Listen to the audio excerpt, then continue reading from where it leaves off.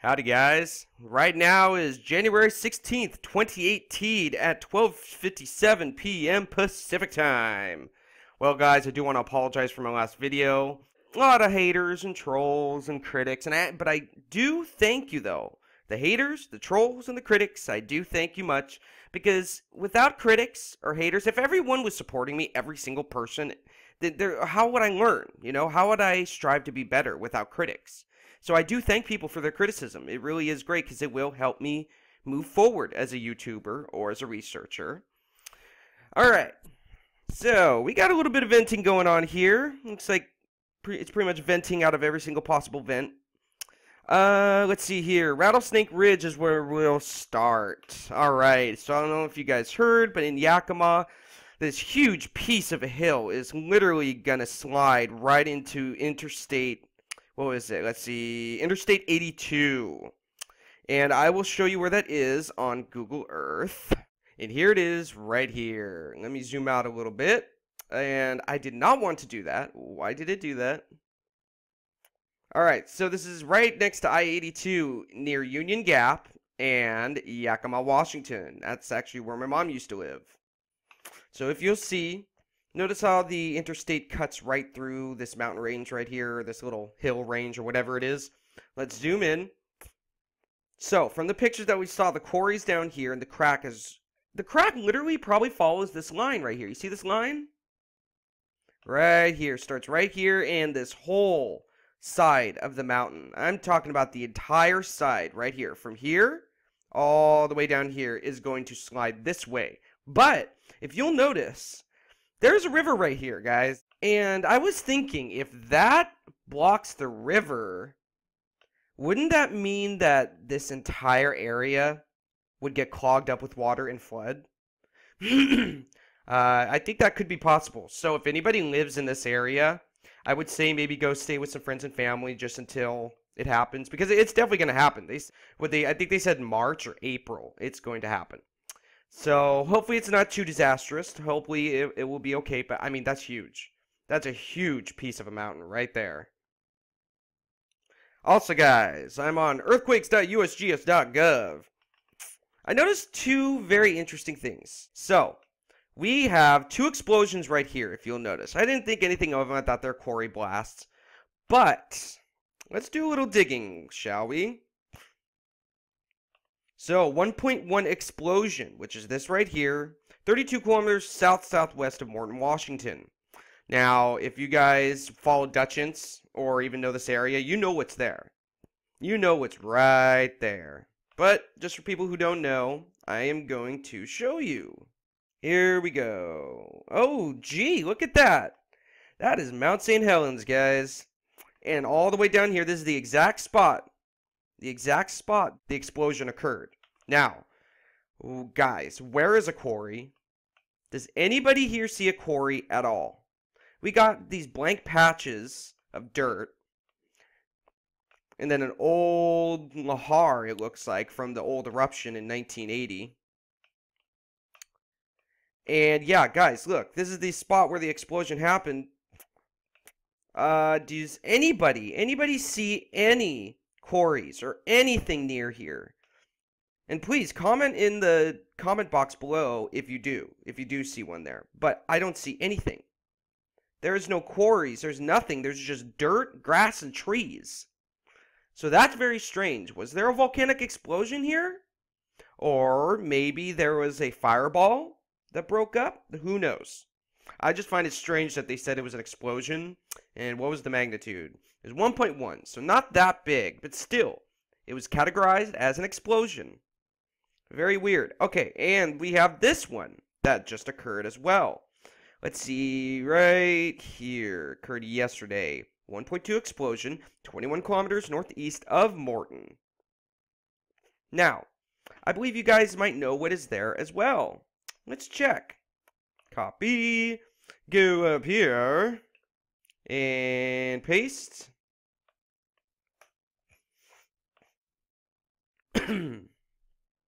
Man, that recent cold I had, man, I swear I'm still getting over it. It was pretty bad.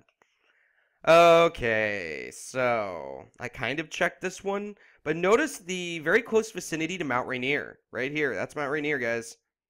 So let's zoom in to the exact spot this explosion occurred. Zoom in again. Come on, buddy.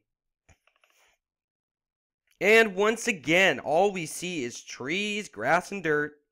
We got a small patch of dirt here. And it looks like they're cutting down trees for lumber. I don't see any quarries, guys. Do you? And please, remember, guys, never take my word for it. Ever, ever, ever, ever, ever. Always take what I'm doing and do some research for yourself. Because you guys probably have more time for research than I do. But I really ask my viewers to always double check everything I'm doing. I usually try to double check everything I'm saying. But I always ask you guys to definitely always double check. And not just me. Any YouTuber you ever see. Always do some research on your own. Never take someone's word for it 100%. Even if they're a professional. But we do have these two explosions very close to each other, and there's no quarries in the vicinity at all. Just patches of dirt. And what's this? Let's see what this is. I don't know what that is. Definitely not a quarry, though. So, these two explosions, they shouldn't have happened. There's no reason for them to be happening this close to a volcano. Yeah, you see right here, there's that explosion from Mount Rainier, and then the other explosion was right around this area right here. Very weird. Also, let's go back. Sorry guys, my computer's really slow. Really freaking slow. And please forgive me if I repeat myself. I tend to do that a lot. So, just ignore it. And we just had actually a pretty fairly large quake here. 3.1 in California. And next to Tom's place. And I looked that up. Let's see what's there, guys.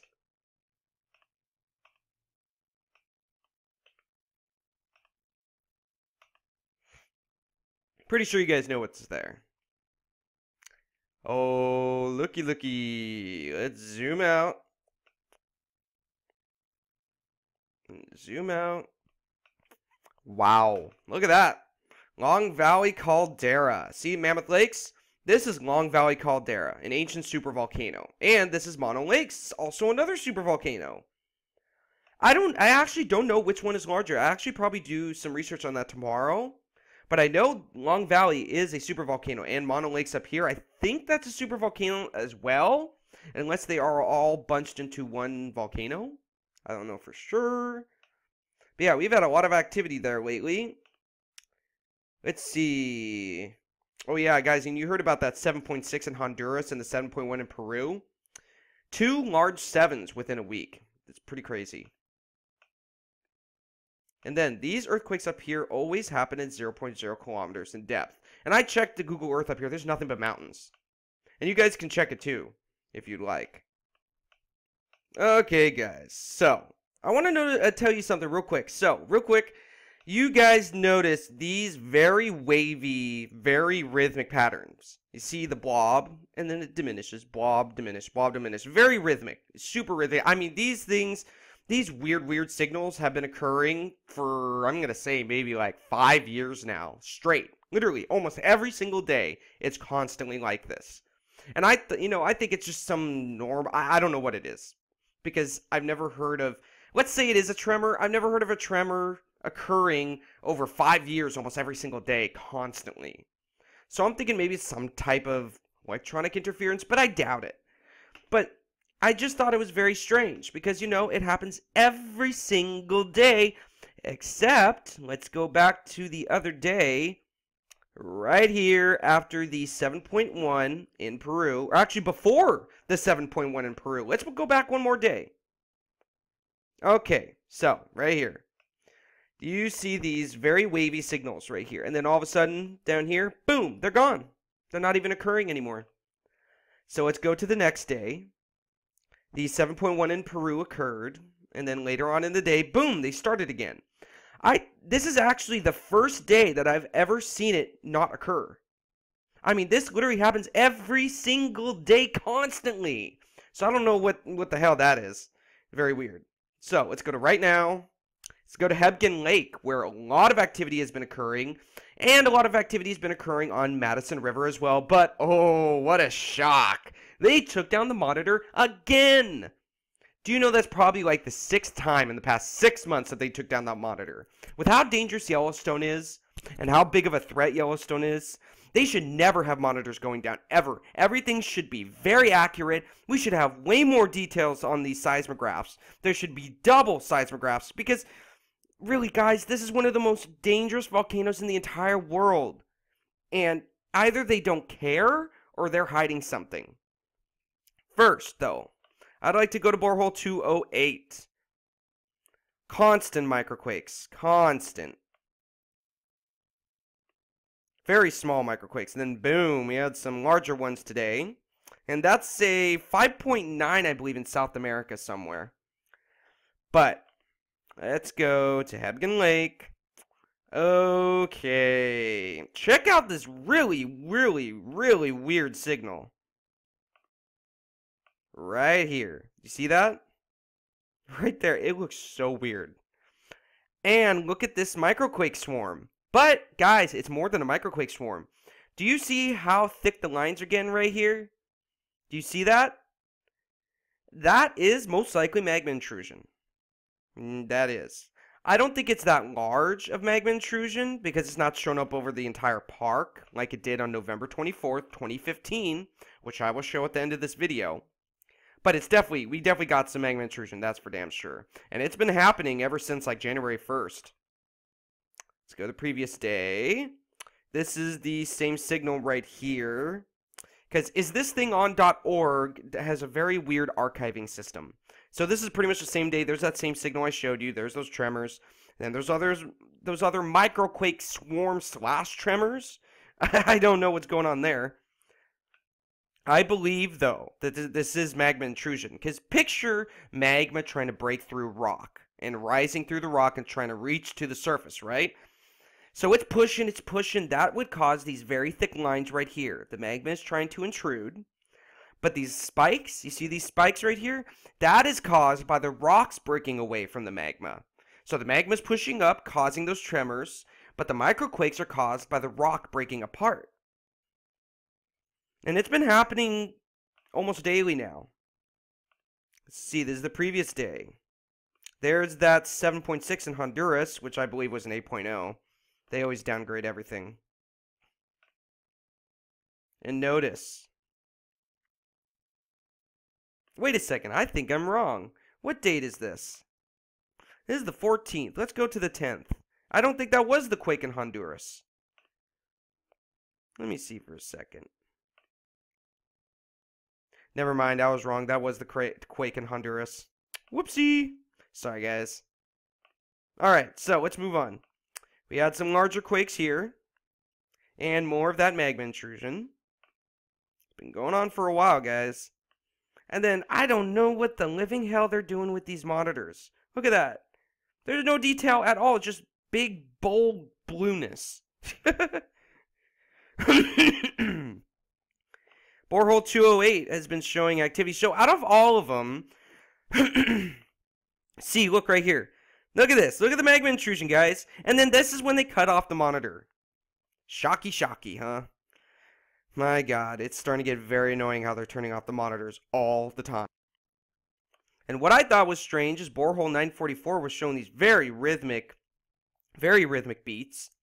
Something going on with magma. That is not surface noise. It would not go on for that long. So definitely something has to do with magma. I don't know if it would be horizontal magma intrusion or vertical. Okay, so let's go to the next thing, which is this. So the Montana Tech Seismic Network. Let's go to right now. Missoula, Montana, long period vertical. There's that 5.9 in South America. Those low frequency tremors actually have not appeared for quite a while. So I am very glad that they have not appeared because they were really starting to concern me. This is how a normal day should look, guys, right here. Now, let me show you something. Okay, remember those lines? See, you barely see any activity at all. So let's go up here and change the date.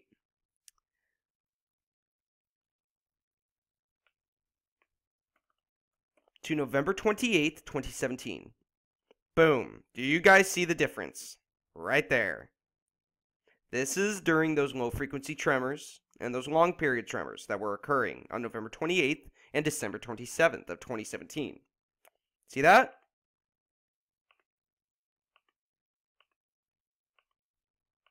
And you guys can go look at my other videos about the long-period tremors if you guys want some more info about these events.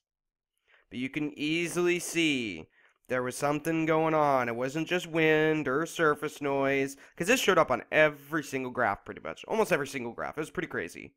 So, but let's go back. That's not what I want to show you guys. I want to show you guys Great Cliff, which I have to say is somewhat near a railroad. But there's something very strange going on. Yeah, wow. Not even a train could cause that strong of a signal, guys. But I would like to bring to your attention the timing of this. Okay, let's check. So it looks like that line is normal. Right here, I'm going to say it started from 1915 to 2030. Let's just say that. So let's just say 19 to 2030 UTC. On January 15th, 19 to 2030 UTC. Okay, so January 15th. Sorry, guys, I'm thinking in my head. January 15th. Let's see here. Oh, gee, what is that? Look what I found. Let's see. There's the 16th UTC. So this is the 15th right here. So, do you notice something, guys? Check it out. The tremor right here, this magma intrusion, started about, I'm going to say, 1830 and lasted to about 2000. So let's go to here. This shows the same activity, but a little bit later. Just a little bit later, like about an hour later. But how can that be a coincidence when it seems like that's the same activity? You see that? Do you notice that? So let's see, it's about 22, that's 2230. So let's say 2230 to 23. It barely shows the other activity, but it would be a weird coincidence because this magma intrusion coincides with possible magma intrusion on this monitor. Yeah, Great Cliff has been having some very strange signals, guys. Look at this. Okay, look at this right here. This is not a train, guys. Do you not see this? Oh, wow, of course I go over there. Do you not see this long period tremor right here? Look at that, guys. Look at the jagged up and down movement. And you see how it gets bold to where you can't see the detail in the middle anymore? That's because it's jagged up and down so much that there's not enough detail. Like, if these graphs were bigger and showed more pixels per second, then yeah, we'd probably be, those wouldn't be as bold and we'd be able to see the detail. But remember, if you have a seismograph, like, okay, so these right here, these are very tiny, and let's scratch what I'm trying to tell you guys, and let's go to the explanation from the creator of this site. He can explain it better than I can, because I've been having a problem talking lately, guys. Okay, well, the crisis is mitigated now. Yeah, right. I'm getting the new seismograms again for now. See if it sticks. You may notice the images look smaller now, because they are. These new seismograms of theirs show 220% less detail. Guys, let me stress again. Yellowstone is one of the most dangerous volcanoes in the world. Does it make sense to anybody why they would ever do this? Why would they show less detail? Just let that sink in for a second. The most dangerous volcano in the world should be the most monitored volcano with the most accurate detail of its data, right? You'd think, right? So they used to have really good seismographs, but then they changed it to 220% less detailed than the old ones. 659 pixels to show 1800 seconds of data, or 2.731 seconds per pixel, where the old ones showed 1.25 seconds per pixel. So you can really forget about seeing harmonic tremors on them now. Yeah. Guys, really, it's not downgrading. They have the same monitors. Because what they do is they have those monitors out there, right? It feeds through some type of, like Jamaseus or something. They have this, what is it called? Oh, I can't even think of the word. Let's just say it's like a catalyst. And they can change the data as much as they want. They can make it look different. They can change the type of graph. But the monitors stay the same. So they did this on purpose so that the public would see 220% less detail than the old ones. Why would anybody do that? Just think. Why? It kind of pisses me off. But guys, this is today. Yeah, we got some more Magma Intrusion. I have not done this yet today. Let's see if this intrusion right here, those microquakes, coincide with today's. Let's see here. When did it occur? It occurred January 16, 2018 at around 1700. Oh no. Wow, big shock. They have half the graph cut out. Well, you guys can check back here later. They might show it, hopefully. But apparently we have to wait, sadly. God. Alright guys, here we are at earth.nullschool.net. And remember, almost every single link that I use will always be down in the resources in the description box, if you want them. So, I have not checked this yet today, so I thought I would check it with you guys. Let's see the current SO2 emissions. First though, let's turn on the wind flow patterns to see if we have any stationary points and where it is heading. So, the wind is heading this way, so we have a stationary point right here. Let's see here. Looks like we got another one right here somewhere. And yeah, that's pretty much it. But SO2 is being emitted by the ground all over, especially, guys, look at this right here.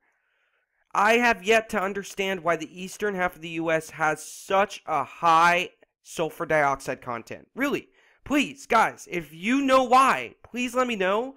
Because I know it doesn't have to do with cars. I know it doesn't have to do with airplanes. It's weird. It doesn't make any sense why the eastern half would have it and we wouldn't here on the western half. And plus, the content, 108. That's like what a volcano gives off before it erupts. And remember, I said before it erupts. After an eruption, all bets are off. It'll go crazy. But first, let's check out where this stationary point of SO2 emissions is coming from. Let us check on Google Earth. I'm going to say just north of Yellowstone. Oh. Let's zoom out a little bit. Look at that. Yeah. It's kind of north of Yellowstone a little bit. Okay, it's between Crow Mountain and 6 Mile Mountain. There's Yellowstone Lake right here. Here's the Caldera right there. It's just north, right up here. And I do have to say, Great Cliff is... Where's Great Cliff? Let me find it. Great Cliff is somewhere near here. I know that because I remember Great Cliff is between Red Lodge, Montana and Crow Mountain. But let's zoom in here and see where the SO2 is coming from. Looks like we do have a few mountains right here, guys. Let's see. Drum roll, please. Sacagawea Peak. Don't you just love it when telemarketers call you? Dude, you know, a telemarketer just called me. That's why I had to pause the recorder real quick. I literally have put myself on the no-call list 10, 15 times. It's starting to get very annoying. But right here we got Sacagawea Peak and Hardscrabble Peak. Very odd. So we do have a large... Not very large, but it is definitely noticeable increase of SO2 emissions coming from this area right here. There are no mines in this area, guys. I do not see any at all. There might be one down here. But the only thing that's up here is a bunch of mountain ranges and grass and dirt and trees. Really, I mean, let's see. Is this... No. All we got is a bunch of mountains. Look at the way that mountain's shaped. Look at that. Look at that. That's almost like a right angle.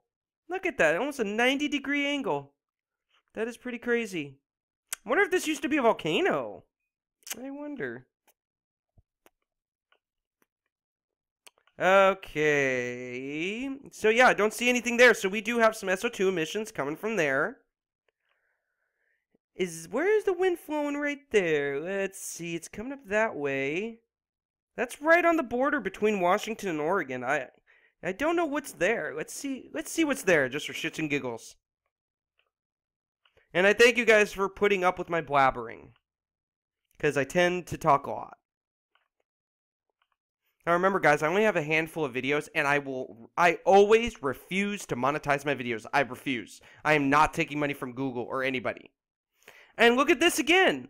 We've been here a few times in the past because of the SO2 emissions from this area. What is going on here? Lovely. And my battery in my computer is about to die. Hold on, guys. Let me plug it in just real quick. There we go. Okay, so we've been here multiple times for sulfur dioxide emissions in this area. Multiple times.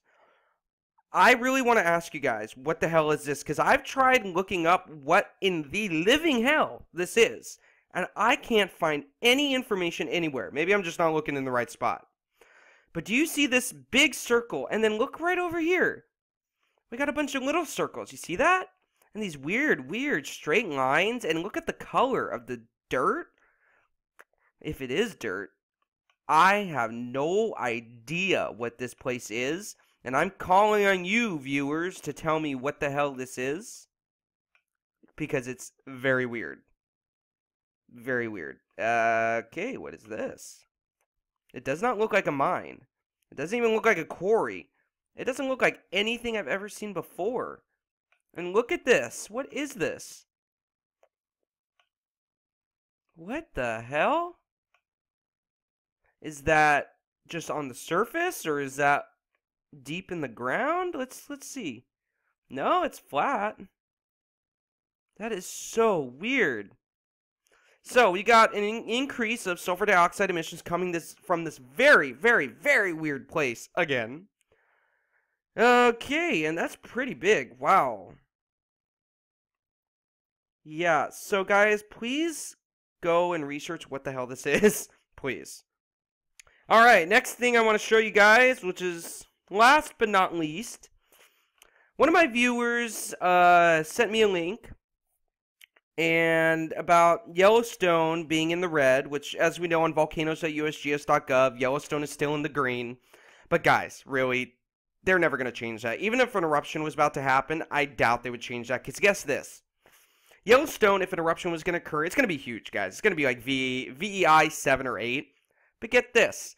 If they said, oh guys, hey, Yellowstone probably is going to erupt in 6 months, we need to evacuate everybody. Number 1, the housing market would crash. Number 2, the economy would then crash. Number 3, there would then be panic and mayhem in the streets. And number 4, that means the government, people, and the elitists, and everybody who controls the world wouldn't be able to get to their sweet little bunkers while we rot up here on the surface. Because really, guys, when a serious event happens, that's what they're going to do.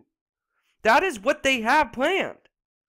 They are going to go to their damn bunkers underground while we rot up here.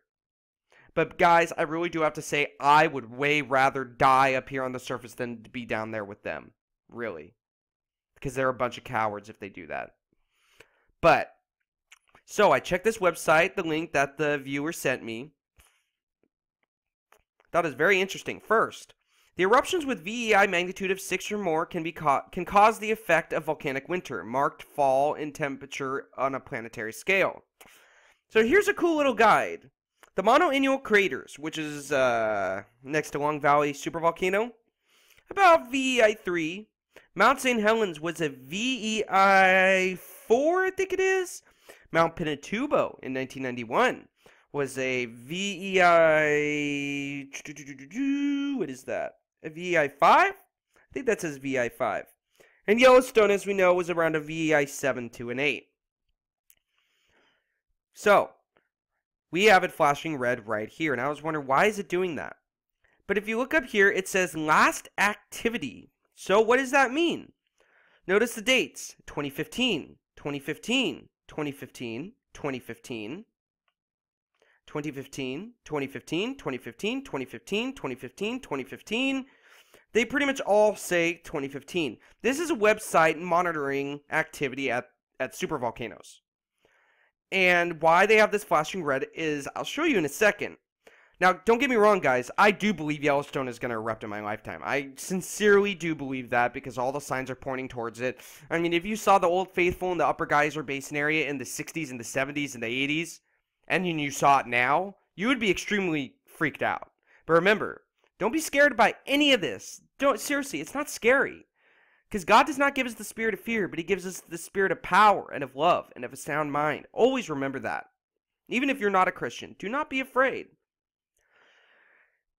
But they have it flashing red, and for a very good reason. But I do have to say, it's not red right now.